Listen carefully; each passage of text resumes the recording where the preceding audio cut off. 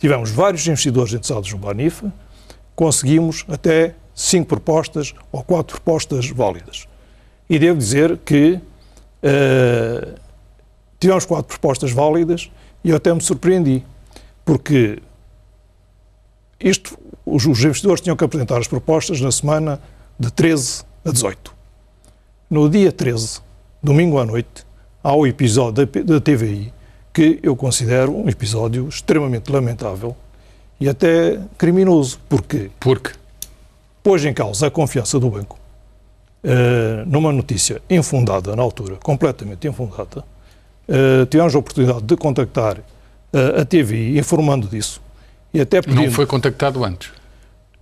Não, a notícia saiu primeiro, depois fui contactado.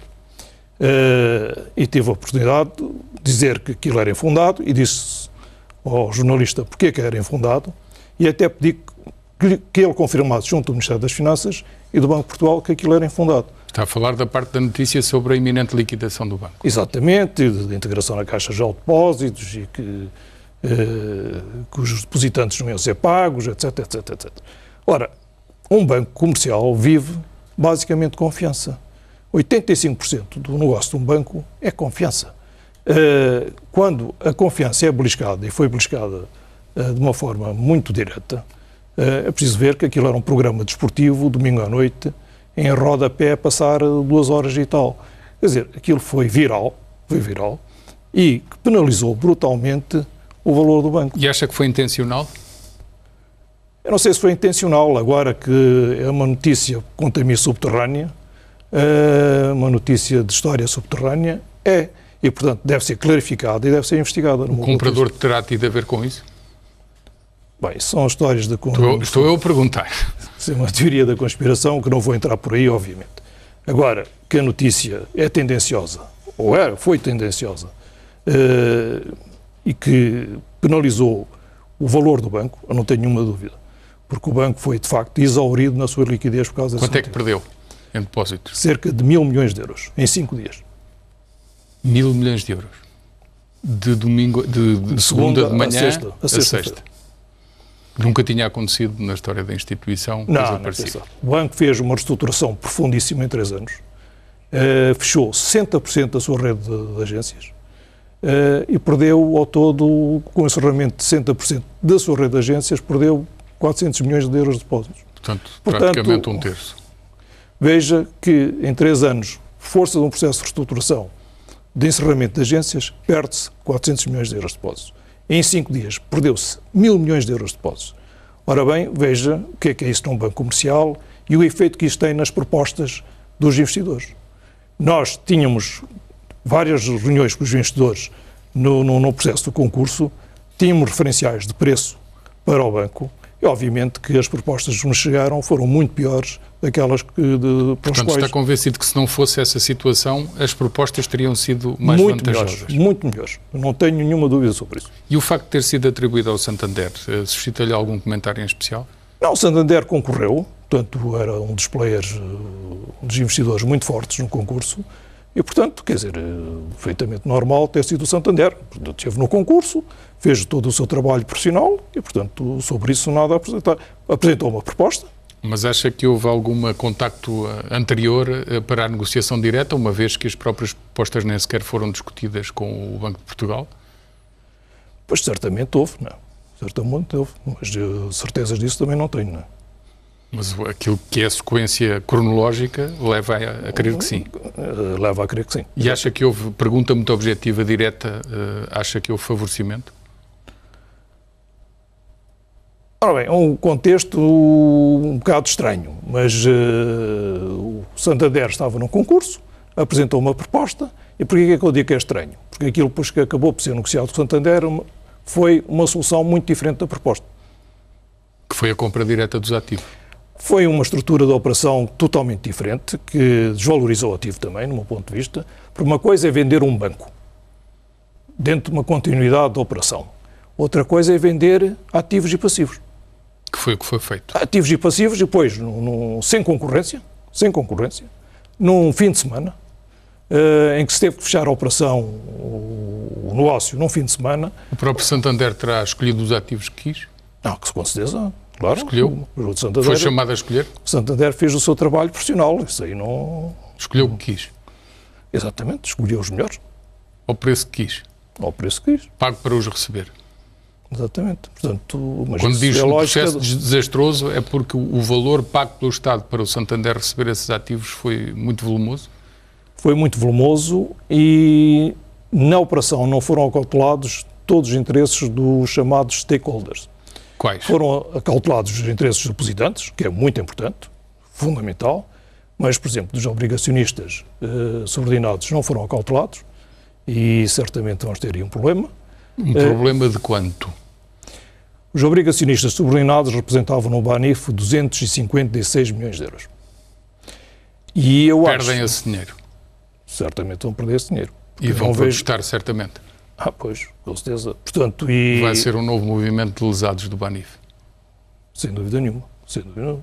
Foi uma situação que devia ter sido acautelada, grave, porque é a primeira vez na história financeira portuguesa que isso acontece, não é? O BES/Novo Banco cautelou os interesses dos obrigacionistas subordinados. Das obrigações do próprio banco, sim. Portanto, este é um caso inédito. Um caso inédito na história financeira portuguesa, sem dúvida nenhuma. É evidente que a legislação bancária, a partir de 2016, já prevê essa situação. Mas como foi antes, podia não ter sido assim. Exatamente. Eu acho que um dos aspectos mais negativos desta operação, para mim, foi esse.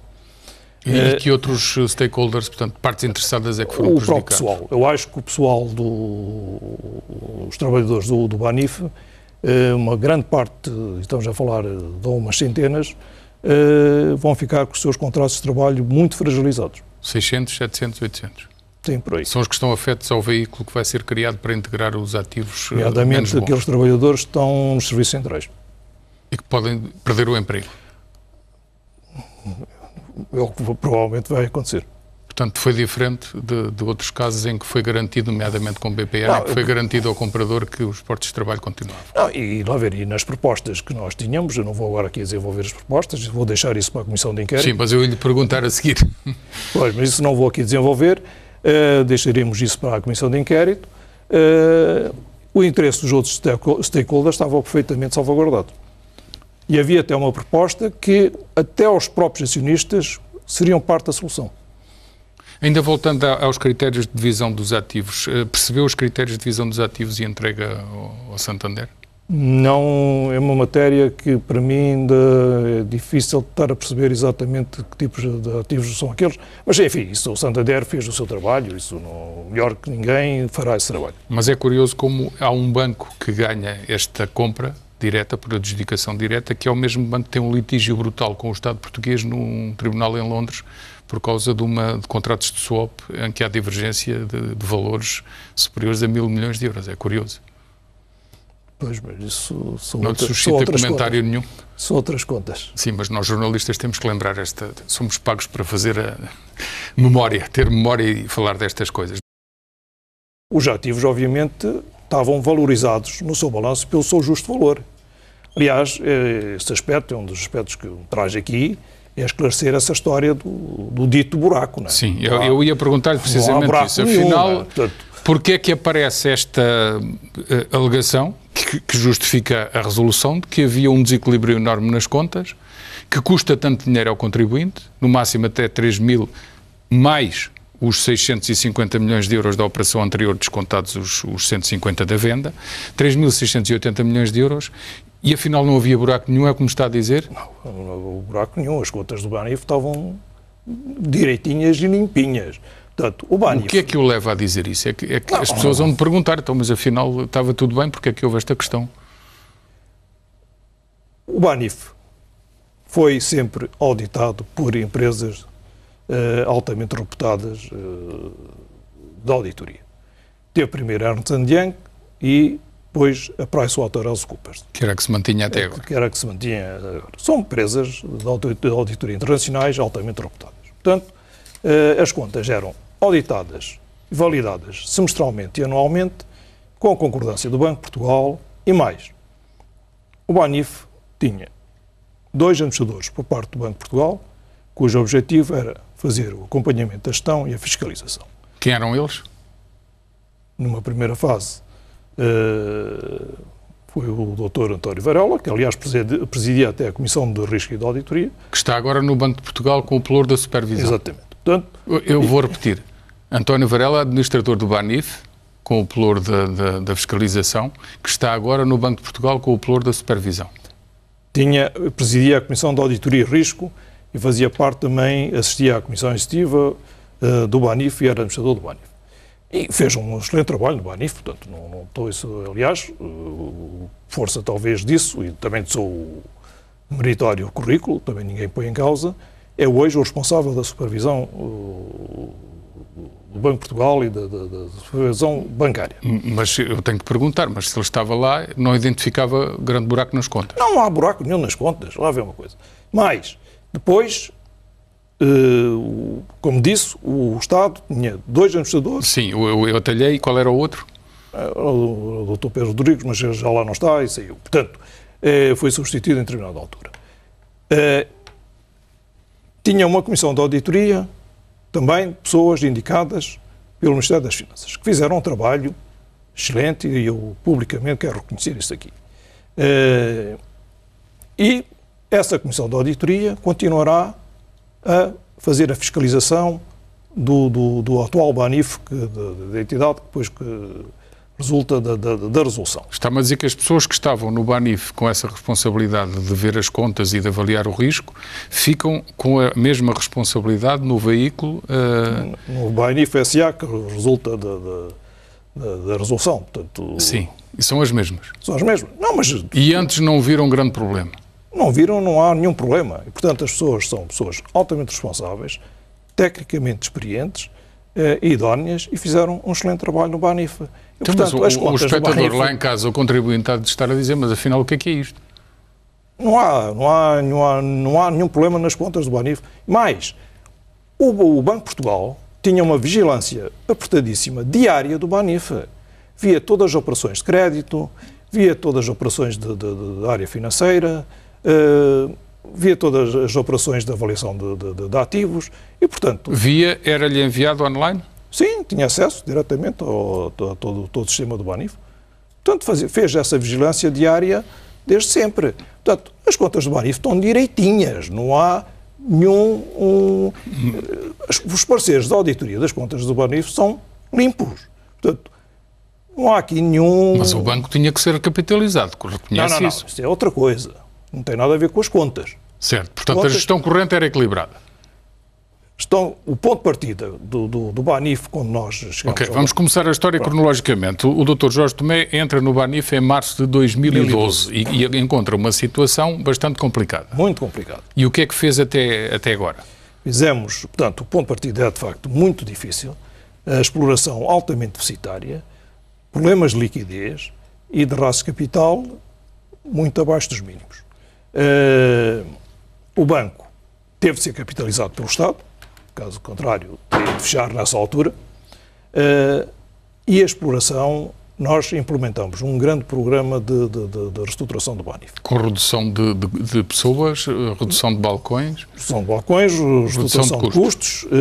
E o que é certo é que o acordo que tínhamos dentro do plano de capitalização do BANIF com o Estado e depois mesmo com a própria Direção-Geral de Concorrência, nós tínhamos que implementar o plano de reestruturação em 5 anos.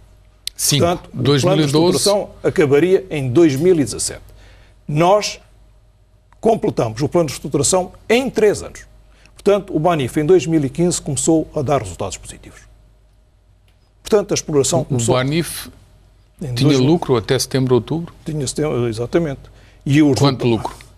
Em setembro já apresentou 6 milhões de euros de resultados positivos e os resultados operacionais da exploração corrente foram consistentemente positivos e crescentes.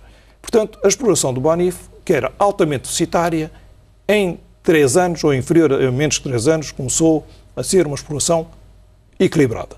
E foi capitalizado pelo Estado, como sabemos, exatamente, em 700 milhões de euros, mais 400 milhões de euros 400 milhões de euros de capital contingente, portanto, obrigações transformáveis em ações, e entretanto, até pediu dinheiro com garantia de Estado, que foi pagando. Exatamente. E em termos de liquidez, é importante também dizer isto.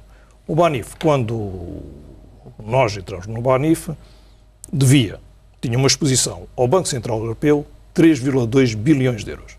1.000 milhões na expressão portuguesa. Até eu às vezes me engano, mas a expressão portuguesa é 1.000 milhões. 3,2 mil milhões de euros. Hoje, o Banif tinha uma exposição ao Banco Central Europeu de 900 milhões de euros. Veja a redução que o Banif operou na relação com o Banco Central Europeu. Mais, o Banif devia ao Estado português 1,2 mil milhões de euros de obrigações garantidas pelo Estado português. Os tais empréstimos, financiamentos garantidos pelo Estado. Que os amortizou até antes do tempo. Portanto, fez toda uma recuperação de liquidez fantástica. O Banif tinha um rastro de liquidez claramente dentro das melhores práticas de mercado. Tinha um rastro de transformação de crédito em depósitos de 104%. Últimas contas aprovadas. Portanto, o Banif estava perfeitamente equilibrado em liquidez. Perfeitamente equilibrado em liquidez. Mas não conseguiu pagar os... O problema foi o capital. E porquê que... 125 milhões de euros que faltava pagar do contingente de capital. A última tranche de pagamento de cocos não a conseguimos pagar. Porque no ano 2014 houve alguns eventos que penalizaram bastante o capital do Banif. Nomeadamente a exposição ao Grupo e ao Banco Espírito Santo. Exatamente. O Banif tinha uma operação cruzada com o Banco Espírito Santo, que nasceu em 2010, e, portanto, com a resolução do Banco Espírito Santo, o Banif foi apanhado nessa turbulência e teve que restar nas contas, portanto, essa operação, são cerca de 120 milhões de euros, e que penalizou bastante o rastro de capital do banco, o que não permitiu que o Banif pagasse a última tranche de cocos. Portanto, a partir daí, obviamente, houve sempre um grande estigma da Direção-Geral de Concorrência de Bruxelas relativamente ao plano de capitalização do Banif. Sempre. A Direção-Geral de Concorrência não queria que o Banif fosse capitalizado. Considerava que o Banif não era um banco sistémico, a ajuda pública tinha uma dimensão desproporcionada face aos ativos do Banif e nunca acreditou no plano de viabilização do Banif. Mas o próprio Governo, na altura, achava que era viável. Tanto assim é que... Sim. Foram apresentados todos os trabalhos técnicos. E... Foram apresentadas, pelo menos, 7 propostas de reestruturação que foram chumbadas e a última não foi propriamente chumbada. Exatamente. A última foi a venda já nesta fase. Mas é preciso dizer que, quando o plano de capitalização do Banif foi aprovado, e depois a primeira plano de compromissos assentes com a Direção-Geral de Concorrência, o Banif teria de devolver o dinheiro ao Estado em 2017 e por uma operação de mercado. Tudo se precipitou, quando de facto não se conseguiu pagar a última tranche de cocos. Havia e sempre houve o estigma da Direção-Geral de Concorrência de Bruxelas relativo ao Banif. Obviamente que a Direção-Geral de Concorrência de Bruxelas, a partir do momento que o Banif não pagou a última tranche de cocos, a pressão foi Mas diga uma coisa para eu perceber. Se não se tivesse feito nada, se o Estado não exigisse esse pagamento imediatamente e a Comissão Europeia, a DG Comp, também não exigisse, no limite, pergunta minha, o que acontecia era que o Estado podia perder os 700 milhões de capital e os 125 milhões não serem pagos, mas o máximo do prejuízo seria... 825. Seria o máximo. Exatamente. Se não se tivesse feito nada. Então, e como é que o país de repente acorda numa manhã ou durante uma noite e que toma consciência a sério na manhã seguinte, repara que há um buraco ou uma conta a pagar que pode ir a 3,6 milhões? Isso não há... Pois é, estava tudo direitinho, não é?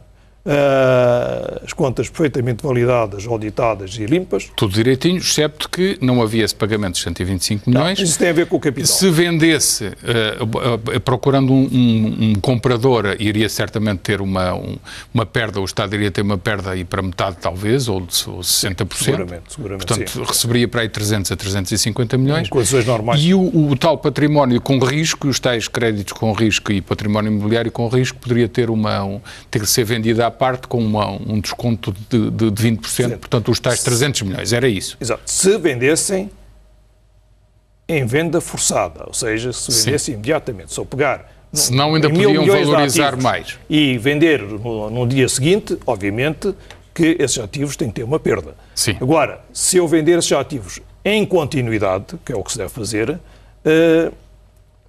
esses ativos, em princípio, não teriam perda nenhuma, porque estavam avaliados ao seu justo valor. Todos esses ativos foram avaliados em 2015 por avaliadores certificados pela CMVM e aprovados pelo Banco de Portugal. Portanto, aqueles ativos estavam bem avaliados. Portanto, estes elementos têm todos que ser referidos em comissão de inquérito. Claro. E vai referi-los. Com certeza. Havia um tempo para se fazer as coisas, para se recepcionar as propostas, para se negociar as propostas. E depois somos confrontados, no dia da abertura das propostas, por uma medida de resolução. Pronto. Como é que classificou a atitude de Carlos Costa neste processo? Como é que classifica? Eu acho que o Banco de Portugal, enfim, pelos comunicados que tem feito, etc., defende-se muito com as instâncias europeias. Não é? Eu acho é que nós temos de nos deixar de esconder atrás dos biombos das autoridades europeias. Quer dizer, acho que eu faço comparações. Por exemplo, na Grécia, que esteve em bancarrota e todos aqueles problemas da Grécia conhecidos, não há nenhum banco resolvido. Também não há, mas pode vir a acontecer. Ok, mas até agora não houve. E, de facto, não se compara os problemas da Grécia com os problemas de Portugal, como nós sabemos. No espaço de um ano e meio há 2 bancos resolvidos em Portugal. Estamos a ser um laboratório de experiências da Comissão Europeia? Muito provavelmente. E, portanto, isto não nos podemos estar sempre a estribar e a escudar com decisões das instâncias europeias. É evidente que há regras europeias, há legislação da União Bancária, tudo isso. Portugal faz parte desse espaço e tem que ser um agente cumpridor. Mas há sempre espaço para negociar as coisas. E a Ministra das Finanças, a anterior Ministra, nesse aspecto, também não negociou o que poderia ter negociado. É isso que quer dizer? Acho que os governos têm que fazer bastante mais do que têm feito neste momento. Não, mas estamos a falar do governo anterior. Fez ou não fez o que devia ter feito? Acho que podia ter feito bastante mais. O quê, por exemplo? Este assunto do Banif é um assunto que era conhecido já este ano, que tinha um déficit de capital e, portanto... Em março a Ministra devia ter dito vamos abrir um concurso para a venda da posição do Estado, acho que aí perdeu-se porque ela na altura não quis. Eu acho que aí perdeu-se uma oportunidade de vender o Banif. Porquê é que se terá perdido essa oportunidade? Não sei. Houve gestão política do dossiê? A ver, o que eu já tive a oportunidade de explicar isso, o Ministro das Finanças deu-nos toda a receptividade para receber propostas não solicitadas, não nos deu a oportunidade de abrir um concurso estruturado de venda. Em março. Devia tê-lo feito. Certamente decidiu com a informação que tinha e decidiu bem com a informação que tinha. Não vamos agora ajuizar decisões fora de contexto. Portanto, mas eu acho que se perdeu essa oportunidade. Porquê? Porque a seguir meteu-se o calendário político das eleições e depois das mudanças de governo. Obviamente, o governo anterior já não tocou no assunto, já não queria tocar no assunto. Isso também é gestão política e até partidária e eleitoral do dossiê, não? Pronto, foi um dossiê que não ficou ali um bocado em stand-by, à espera que entrasse um novo governo e se resolvesse isso. O que é certo é que houve as eleições, houve o resultado das eleições, houve a tomada de posse de um governo, pois que não foi governo, veio outro governo e, entretanto, estávamos em dezembro. E depois, de facto, há uma pressão por causa das novas regras da resolução a partir de 1 de janeiro de 2016. Um concurso de venda é uma operação relâmpago, com o tempo já muito limitado. E, portanto, isso, obviamente, também prejudica um processo negocial. Não é? Disse que classificou negativamente o processo de resolução. O contribuinte vai ser muito prejudicado. Podia não ter sido assim. Podia não ter sido assim. Eu não digo... Eu não estou a criticar a medida de resolução. Estou a criticar, dentro da medida de resolução, a solução que foi encontrada. Acho que dentro da medida de resolução dever-se-ia ter negociado com as propostas que havia. Analisar as propostas, como deve ser, avaliar as propostas e abrir um concurso, um processo negocial com os concorrentes, para tentar extrair o maior valor para o banco. E o que foi extraído foi o menor valor? O valor que saiu dessa solução é um desastre para o Estado, para os contribuintes, para os obrigacionistas subordinados e os trabalhadores, vamos ver, mas... Não tinha razão de ser assim? Não tinha nenhuma razão de ser assim. E vai questionar isso na Comissão de Inquérito? Vou. E vai apresentar mais coisas na Comissão de Inquérito para além das que falou aqui? Vamos aguardar pela Comissão de Inquérito. Vai levar documentos, muitos documentos? Não, tem que estar municiado toda a informação objetiva. Vai lá de livre vontade? Não, vou lá de livre vontade. Com gosto para ir esclarecer aquilo que acha que deve ser esclarecido. Porque é estranho. E vai também questionar o que foi o comportamento dos outros intervenientes. É estranho que estávamos num processo de venda com um timing perfeitamente definido, nada aconteceu até quinta-feira e de quinta para sexta surge uma medida de resolução. Ninguém estava a contar com isso. E a informação que nós tínhamos é que essa medida de resolução não estava em cima da mesa. A informação que tinha era que não estava em cima da mesa. Quer dizer que procurou ativamente saber se estava ou não. Certamente. E procurou junto das instituições? Junto do Banco de Portugal, exatamente. Banco de Portugal. E foi-lhe dito que não? Foi-lhe dito que não. Em que altura da semana? Olha, foi dito domingo, quando surgiu a notícia da TVI, e depois tive a informação por outra via, também quarta-feira. Que não havia resolução, não estava em cima da mesa. E a questão do que é invocada como necessidade de se fazer esta resolução, que, aliás, são duas invocações. Uma de que o BANIF iria, pelo Supervisory Mechanism, portanto, pela supervisão europeia, iria perder a licença bancária no dia 21, esta segunda-feira, e que o próprio BCE tinha retirado o estatuto de contraparte, portanto, o BANIF tinha sido excluído. Bem, essas assim? Notícias, nós nunca tivemos conhecimento dessa notícia. Bem pelo contrário. Portanto, essas notícias aparecem agora, que eu acho estranhíssimo. Como é que o BANIF ia perder o estatuto de contraparte? Eu sei que, depois do episódio DVI, o BANIF ficou exaurido de liquidez e estava a funcionar num quadro restritivo de liquidez. Mas estava a funcionar normalmente. E, portanto, por outro lado, estávamos num processo de venda que estava a ser finalizado.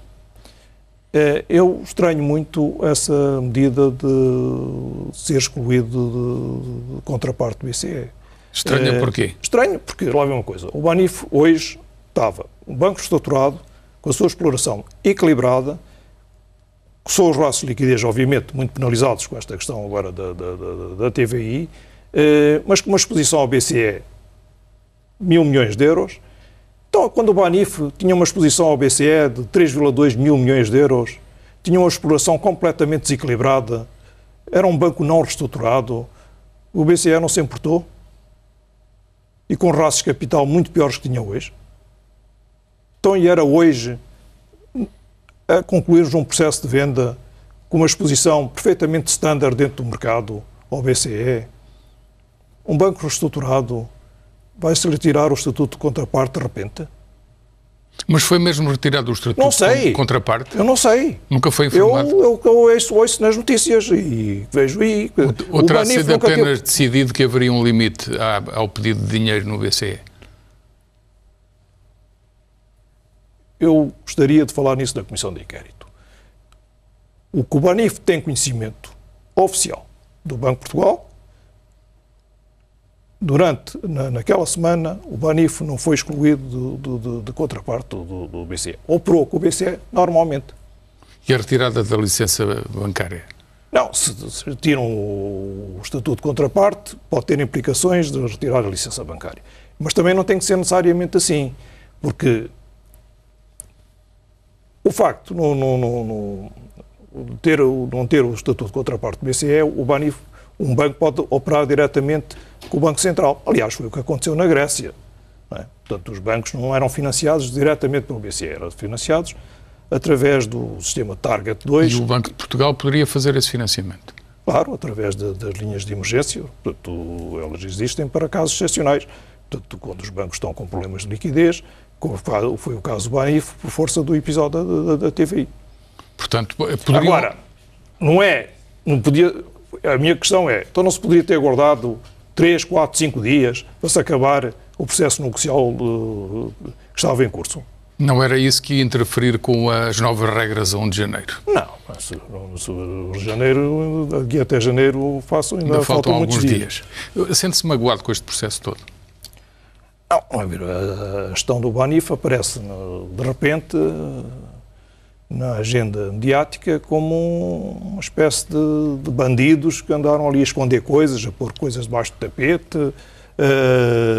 Tem medo de alguma investigação judicial ao Banif? Não, acho que se deve fazer a investigação judicial. E a mais... Acha que se deve fazer? Sim, eu acho que outro dia vi uma declaração que se devia fazer uma auditoria independente ao Banif.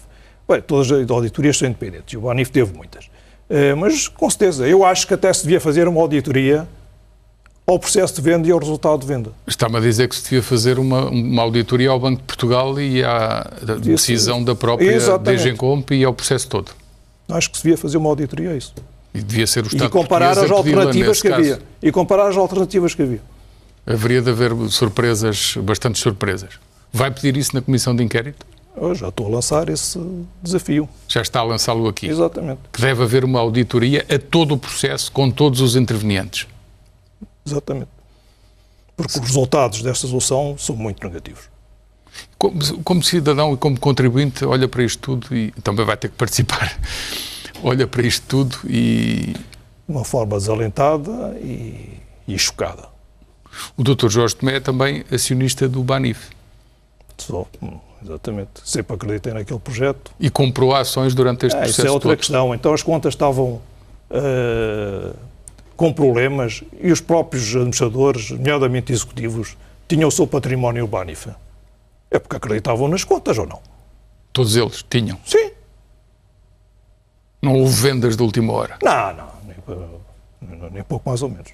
Portanto, isso era uma prova de que acreditavam no que estavam a fazer. Não só ações, mas os seus depósitos, obrigações, etc. Portanto, as pessoas investiam no projeto em que acreditavam e nas contas que aprovavam, como é óbvio, não é? Portanto, o processo podia ter sido diferente com o Banif e o resultado podia ter sido diferente, com muito menos prejuízo para os contribuintes portugueses. Absolutamente. Dr. Jorge Tomé, muito obrigado por esta entrevista. Muito obrigado.